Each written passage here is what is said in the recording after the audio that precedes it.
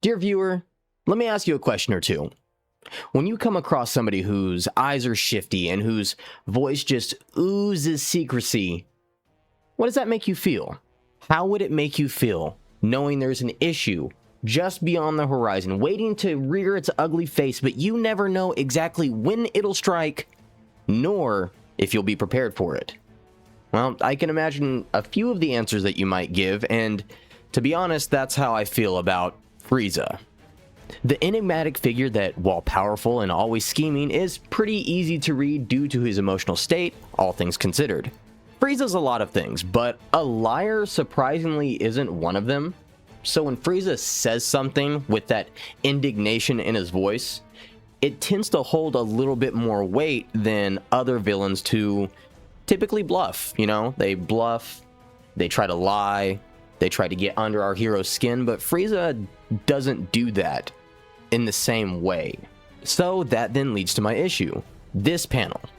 After knocking both Goku and Vegeta out with one hit while they're in their most powerful forms, Frieza just powers down and then allows them to live while disappearing into the distance. The old Frieza pre-Tournament of Power would not have allowed this to happen. He would have taken Goku and Vegeta out at any circumstance, that way he didn't have issues in the future. So what changed? Well, I think I may have an answer. And if you like videos like this and you want to see more, don't forget to hit that like button, make sure you're subscribed, and make sure you leave a comment down in the comment section below, letting me know what your favorite part of the video was, or what you may want to see in the future. As we all know, Frieza touts himself as the ruler of the universe, despite him already knowing full well that Lord Beerus, and earlier in the series Boo, was an issue. But this ruler title does definitely suit Frieza better than Beerus and Boo in at least one circumstance, and that's his following. Beerus and Boo both have had or have personalized caregivers that are either there to watch over or tend to these entities, while Frieza has his army. And obviously no army Frieza could ever scrounge together would ever match up to the likes of Whis. However, we have been shown that while Frieza is gone, his army is still working in the background to further his goals. And that kind of devout following will definitely make movement for you even when you're not there. We also know that Frieza doesn't tend to waste a lot of time after being bested, showing that he is willing to change in order to further his own goals. So, having a dynamic mind and personality also makes things a lot more difficult to predict and dangerous for our main cast. Frieza will forever be a schemer, willing to fight in certain circumstances and drop it in others whenever he knows it's not advantageous for his health. Frieza is a mind that very few of our cast could ever potentially think around, save for maybe Whis or Beerus, definitely not Goku or Vegeta, and because of that, his schemes are going to be hard to predict. Thankfully, you have me here.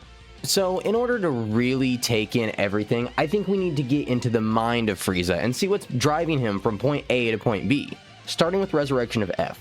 We see that after his death to Trunks, Frieza was actually sent to a hell that resembled more of a heaven-like state as some kind of ironic twist. Unable to move, unable to do anything except sit there and soak in the goodness around him, Frieza was left to his own devices and did the one thing he could. Plot. Of course, as the name of the movie suggests, Frieza is resurrected, and if not for the help of a time-altering deity, would have ultimately won over our heroes despite the power difference between the Tyrant and our Saiyans. And while Frieza would be sent back to his own personal hellscape, he wouldn't be spending much time there. Upon returning back to the mortal realm, Frieza would have the opportunity to learn some pivotal information for his plans. Immediately upon return, Goku and Frieza are jumped by assassins from another universe in an attempt to prevent Goku from entering the Tournament of Power. During this time, Frieza is able to deduce that the energy he's being attacked with is from a god of destruction-like being, is able to come into contact with another universe while keeping Goku preoccupied, and while inner monologuing talks not only of manipulating the gods, if given the opportunities, but also remarks that, "You don't get to have everything go your way forever, Beerus," clearly showing that his mind is on usurping Beerus in some way. After this, everyone meets up for the Tournament of Power. The only thing that we really learn from Frieza is his obvious plans for the Dragon Balls, the fact that there are mortals who can surpass their gods of destruction, and while he didn't fulfill his wish, Frieza does gain his mortality back, which is important. Less than a year later, the events of the Broly movie take place, and the only information that's really impertinent to Frieza here is A, there's a new Saiyan that's stronger than him, and B, there is a new Saiyan that is stronger than him. Clearly indicating a need for more strength, we even see him willfully give up when he's outmatched. And after this, Frieza just kind of disappears for a while. That is until the end of the Granolah/Gas arc. Without going into too much confusing detail, Gas has been wished to be the strongest in the entire universe. A wish that, to be honest, I'm kind of surprised hasn't really been thought of up until this point. Like, we've had people want to wish themselves immortal, but nobody's really just wished themselves to be the strongest, which kind of seems obvious, no?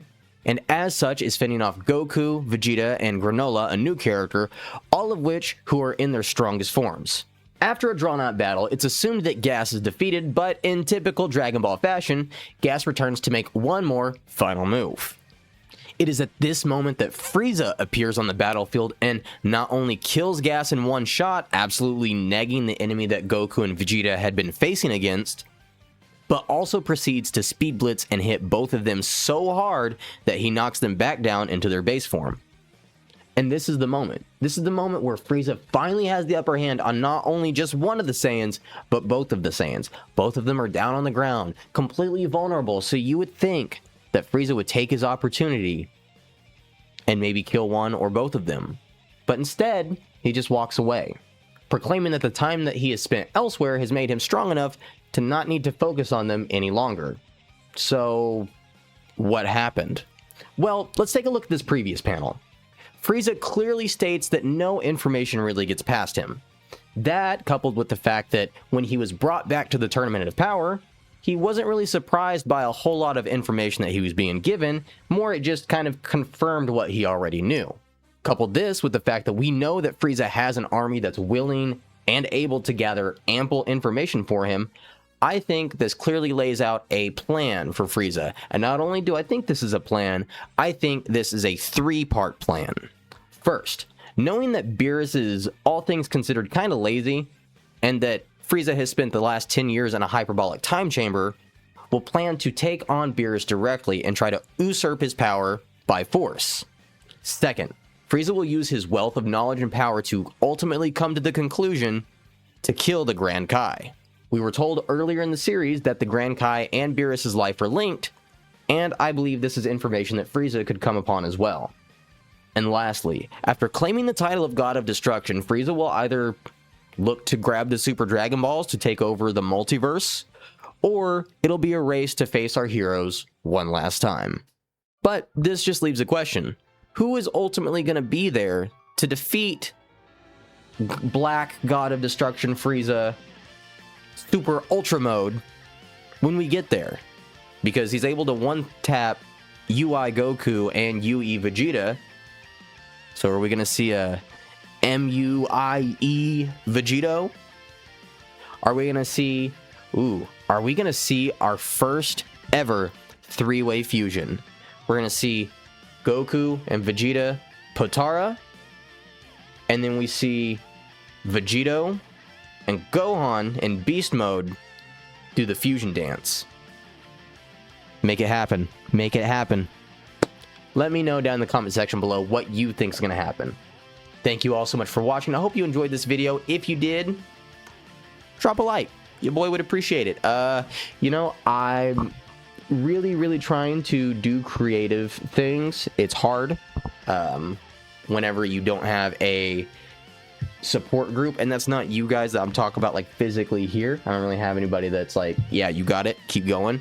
So if you like this video, show me a little encouragement, please. I'm human. I need a little encouragement. Thank you.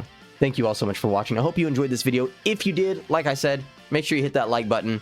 Make sure you're subscribed. And I will see you all next time.